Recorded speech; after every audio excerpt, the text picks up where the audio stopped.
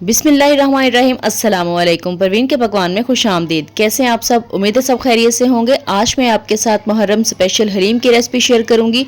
हम इसको बनाएंगे बीफ से, और बीफ के साथ हम इसके आसान तरीके से रेशे कैसे बना सकते हैं ये तरीका आपके साथ शेयर करूंगी। ये हलीम ज़्यादा मज़े का इसलिए भी बनता है कि दालों को हम पानी में नहीं पकाएंगे, बल्कि हम इसको यखनी में पकाएंगे। पहले हम यखनी बनाएंगे और उसके अंदर हम दालों को पकाएंगे। बहुत ही आसान रेसिपी है, इतनी आसान कि अगर कोई पहली दफ़ा हलीम बना रहा है और इस रेसिपी को फॉलो करेगा स्टेप बाय स्टेप, तो बहुत ही मज़े का हलीम बनेगा। तो जल्दी से रेसिपी को देखें। रेसिपी अच्छी लगे तो लाइक और शेयर ज़रूर कर दीजिएगा, और अगर चैनल पे नए हैं तो चैनल को सब्सक्राइब भी कर लीजिएगा। आप सबका बहुत बहुत शुक्रिया।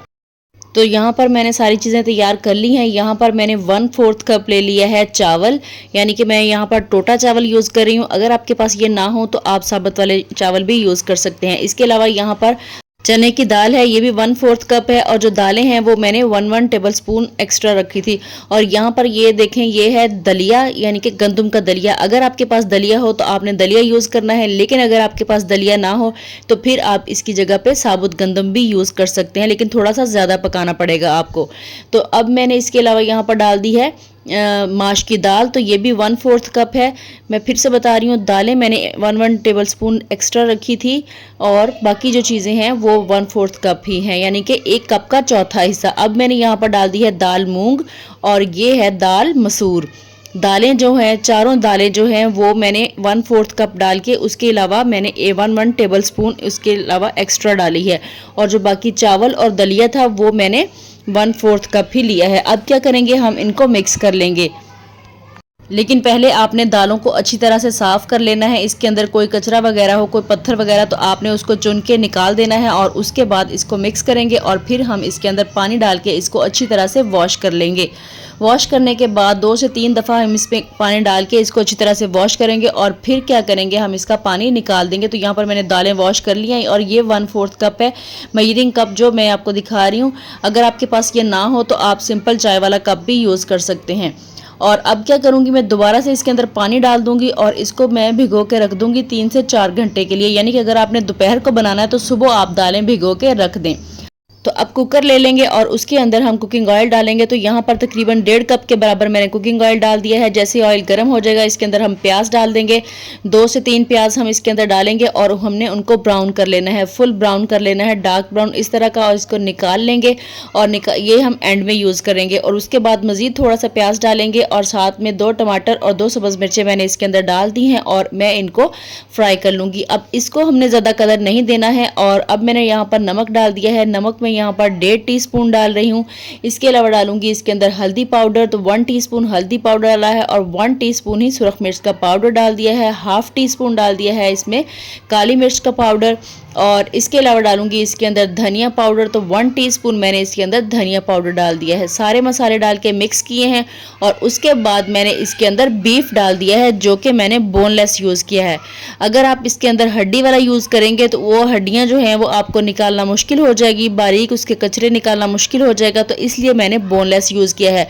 और अब हम इसकी भुनाई कर लेंगे। तकरीबन हम इसकी 10 मिनट तक भुनाई करेंगे, और तकरीबन यहाँ पर मुझे 10 मिनट हो चुके हैं बीफ की भुनाई करते हुए। अच्छी तरह से हमने इसको भून लेना है ताकि इसकी स्मेल वगैरह ख़त्म हो जाए, और अच्छी तरह से मसाले भी भुन जाए। अब क्या करेंगे, हम इसमें पानी डालेंगे। तो मैंने पानी यहाँ पर ज़्यादा इसलिए डाला है कि हमने इसकी यखनी बनानी है। तकरीबन आधा जग मैंने इसके अंदर पानी डाल के मैं इसको 15 मिनट के लिए प्रेशर लगा दूंगी, ताकि गोश्त भी गल जाए और हमारी यखनी भी तैयार हो जाए। तो 15 मिनट के बाद मैंने इसको खोल लिया है, और यहाँ पर देखें गोश्त जो है वो हमारा अच्छी तरह से गल चुका है, क्योंकि बोटियों का जो साइज़ था वो थोड़ा छोटा था, तो ये जल्दी गल गई हैं। और इसके अलावा यखनी भी तैयार हो चुकी है।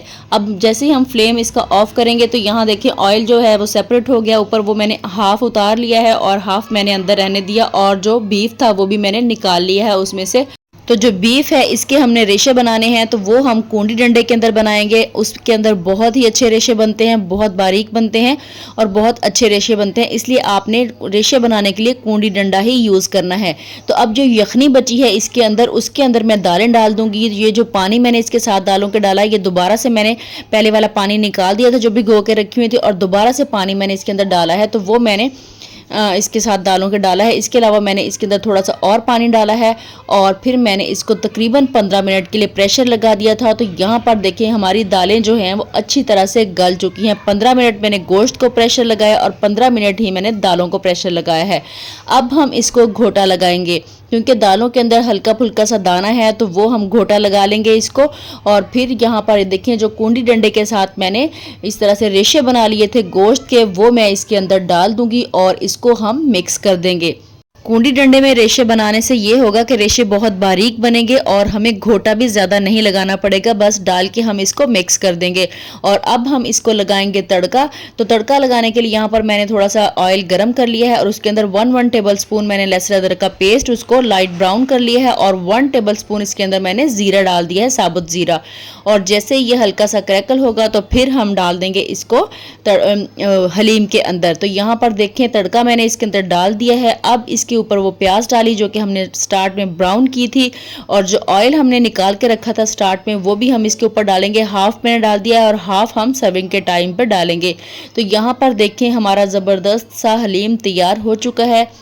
अब गार्निशिंग के लिए आपके पास जो चीज़ें हैं, अदरक है, आपके पास धनिया है या फिर सब्ज़ मिर्ची हैं, जो भी हैं वो इसके ऊपर डालें और इसको गार्निश कर लें। तो मेरे पास लीमू नहीं था, अगर आपके पास लीमू हो तो वो आपने इसके ऊपर ज़रूर डालना है, उससे बहुत अच्छा टेस्ट आएगा। मेरे पास लीमू नहीं था तो इसलिए मैंने साथ में नहीं रखा है, आपने लीमू साथ में ज़रूर रखना है।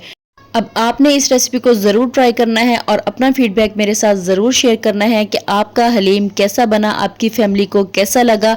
और अब अगर आपको मेरी वीडियो अच्छी लगी है तो जल्दी से इस वीडियो को लाइक भी कर दें, शेयर भी कर दें, और अगर आप चैनल पे फर्स्ट टाइम आए हैं तो जल्दी से चैनल को सब्सक्राइब कर लें और बेल आइकन को भी प्रेस कर लें ताकि मेरी आने वाली तमाम वीडियोज़ आप तक पहुँचती रहें। इसी के साथ परवीन के पकवान को दीजिए इजाज़त। अल्लाह हाफिज़।